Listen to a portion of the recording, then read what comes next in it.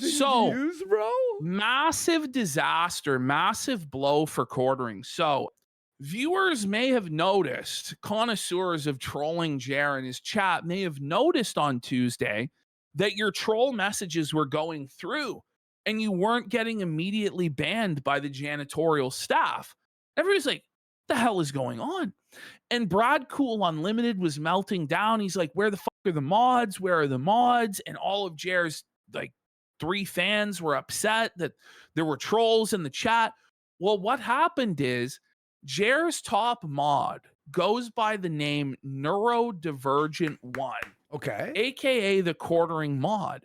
But he's also a mod for a bunch of other Rumble channels. No. And this guy just can't wake up early enough for Jer anymore. Oh my God. So this guy says, I missed you today in the Quartering's morning stream. You don't come there anymore?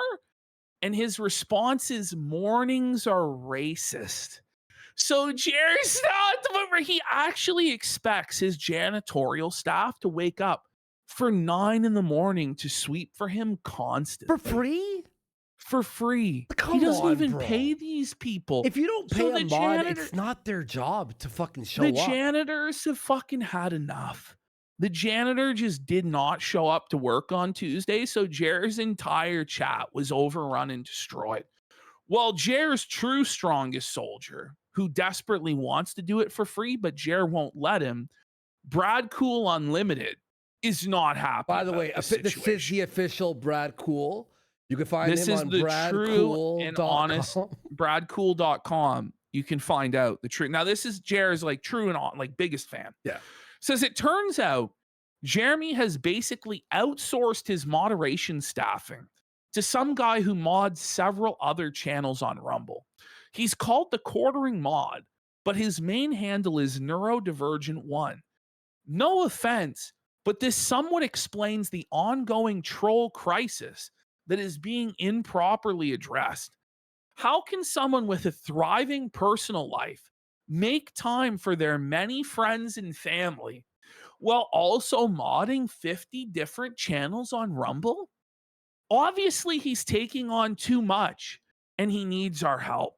Now, I hate to break it to Bradcool Unlimited, but I don't think the Quartering mod has very many friends or family members that love him. I don't think he has a thriving social life. But Bradcool Unlimited really believes this, and he's now written an entire essay on Bradcool.com. So the state of the Quartering community address, buddy. I did not see that coming. I was just reading his channel on Twitter. 7 years ago, the Quartering community was founded on the principles of umming and awing through news articles. The State of the Quartering Community by Bradcool, June 3rd, 2026. As we ascend with Jeremy, there are some issues still holding us back. We really try to help make Jeremy's chat a fun and enjoyable place to hang out. But its current state no doubt frustrates some of us. We keep quiet about it. I love this guy, bro. This guy's awesome, bro. He's actually just mentally, like, just full-blown dead. We keep quiet about it for the most part, but there are no doubt growing issues that aren't being appropriately addressed. I think we all have a favorite mod of ours in the chat. I almost spit my fucking coffee out there. This is the funniest shit. Oh my God. Oh, thank you for your service, janitor. You're my favorite Janny. Who's your favorite Quartering Janny, chat? I think we all have a favorite mod of ours in the chat. They're all hardworking people. I take issue with both. I don't think they're people. I think they're subhuman who seemingly love the show. They seemingly want to love the show, but they may be double agents, saboteurs, who knows? But they want to help make things less toxic. Even they can't always be there. And sometimes, like today, we get absolutely steamrolled by loser trolls in the chat. You know it's bad when Bradcool has admitted they were steamrolled by the trolls and that they held the L on this day. It's tough. To be honest, we could use some more mods. A few people suggested I would be a decent extra mod. Even Devin Diamond 81 sent in a super chat about it. And that's like Jer's strongest soldier on Twitter, who's like a Chrissy Mayer simp gone insane that spends all day like spurging out about us and trying to defend Jer's honor. So that's how you know that Bradcool is true and honest, is Devin Diamond has vouched for him. Okay. I appreciate everyone's kind words. And you're all a large part of why I keep coming back. But the truth is, I didn't even want to be a mod. After the support from my friends and Jeremy, who'd said he'd let the main mod handle it, I felt obligated to say I'd gladly help. I felt obligated to say I'd gladly help if it was needed. If a community you care about needed your help, then wouldn't you do anything you could to assist? Unfortunately, the main mod, the quartering mod, only dismissed this with nothing but a Lamau. Yikes. What a piece of shit. He's probably an undercover Kiwi Casino agent or something. Yeah, of course. Yeah. I've never really had any issues with the quartering mod or any other mod for that matter. So I was a bit shocked that this was his only response. To go beyond your own comfort zone and say you'd willingly put yourself on the front lines and paint yourself as a target in this ongoing hate campaign was already difficult enough. I already have so many haters obsessed with me, and I want to make it even worse. I replied with a suggestion that they create a short list of suitable candidates instead of being this dismissive. No response. Oh my God. This poor guy, man. He's putting himself on the front lines of the internet meme wars, taking those nasty comments head on, dodging into the gunfire of trolls. Holy shit.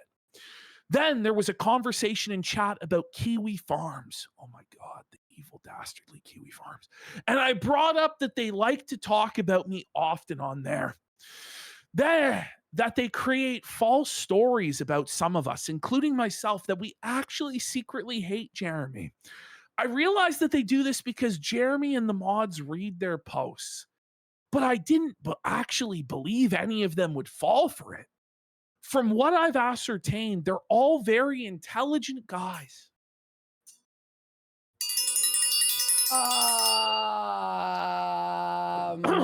Are they? Bradcool, are they? Now, the quartering mod did end up replying to me this time, stating that I was a moderator on Kiwi Farms. Now, I've been reading these threads as well. Brad, what? What a betrayal. Holy shit. Top 10 anime betrayals. Bradcool reading Kiwi Farms about Jer. But I am not a moderator anywhere, especially on Kiwi Farms. There is a fake Bradcool Unlimited account on there that is brand new that I have previously called out. And then there is an account I created. Whoa, in response to discovering the fake account. Okay.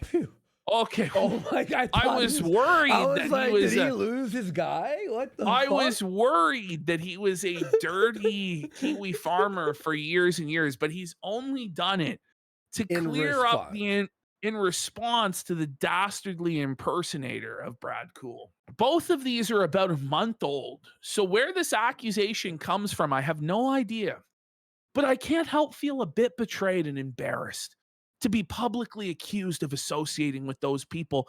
I have been a fan of the quartering for years. For years, folks, he's been a fan. And it's true. If you look at his Twitter history, this goes back years and years where he's compared quartering to Winston Churchill and other great men of history. He's real, by the way. This is a real guy. It is. In truth, this is not really about wanting to be a mod or even about myself. I don't believe that the quartering fan base is being respected at all right now. Oh, really? Well, they're not, Brad. Brad, who poor who Brad. who would be in the chat if we didn't show up every day? Just a few randoms and 100 trolls? Would there even be a reason to have the chat at all? We have gone back and forth with so many of these scumbags for well over a month straight, and many of us are exhausted. Suffer Bradcool, suffer Quartering fans. Poor Bradcool, dude. We will fight them in the chat room. We will fight them on Twitter and on Kiwi Farms. We will never surrender, whatever the cost may be. We must vanquish the trolls, Jer. Anyway, we're not asking for some reward for our dedication and support, but this is absolutely not okay. What is the point of any of this if there are certain members of an elite circle sabotaging everything we do? Banning some random accounts every day is almost meaningless. They just keep coming back. It's true. They're never going to give up. It's a Sisyphean struggle. There's no victory ever for Jer and his supporters. And it's tough. They're demoralized. No doubt it needs to be done. But shouldn't those who are doing it also actually care about what we're here for? I once thanked a moderator. Thank your moderator today. Thank your moderator for his service, chat.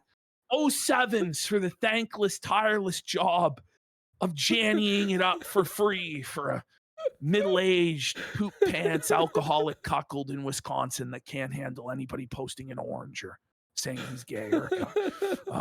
I once thanked a moderator for helping to deal with the hoax Bradcools, and he replied, "It beats watching paint dry." What does that even mean when we're both supposed to be watching and enjoying Jeremy's show? Morale's at an all-time low. No, it's bad. This is tough, bro. By the Even way, the moderators here are you go, saying it Ash. only barely beats I was working watching on paint. this while you were reading. No, it is. No, this is it. Have you hugged a Janny today? So he closes it out by saying, actually building a positive and enjoyable community is what is most important and can even convert some people. The idea that anyone's going to convert to being a share.